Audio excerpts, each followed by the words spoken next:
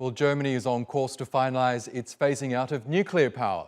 Europe's biggest economy is one of several countries to have abandoned atomic energy in the wake of the Fukushima disaster 10 years ago. A deadly earthquake led to the meltdown of 3 reactors at the Japanese plant, which became the prelude to Germany's so-called energy transition.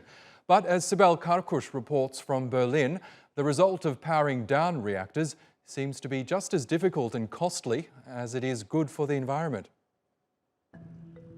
This is one of Germany's last nuclear power plants. The reactors in Bavaria's Gundremmingen village will be disconnected from the grid at the end of this year as the country is headed towards a greener future.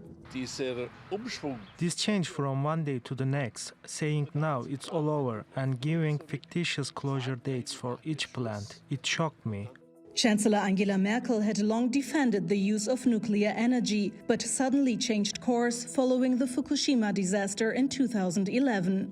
The same year, her government created an energy transition plan that aims to phase out nuclear power by the end of 2022. Last year, the country's atomic plants generated around 12% of its power supply.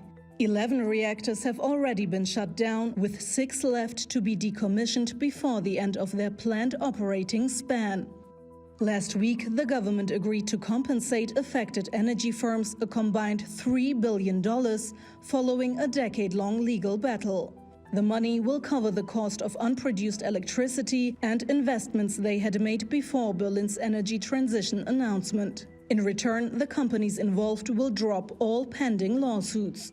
With this understanding, all legal disputes, including those in Washington, will now be settled. This provides legal peace and helps to close the chapter on nuclear power use now for good. Germany's energy transition also includes the phase-out of coal-fired power plants by 2038.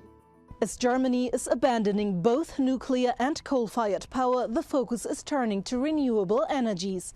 Last year, they made up more than half of the country's energy mix for the first time, compared with less than 25% 10 years ago. And while some experts fear Germany could become too dependent on gas imports after the dismantling of nuclear plants, many in Gundremmingen are convinced it's best for the environment.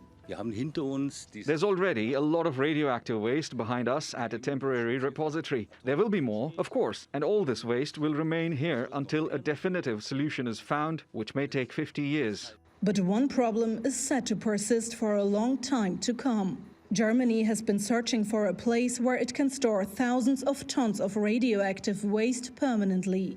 But that's turned out to be a nuclear task, given there's still not a single long-term waste storage site anywhere in the world.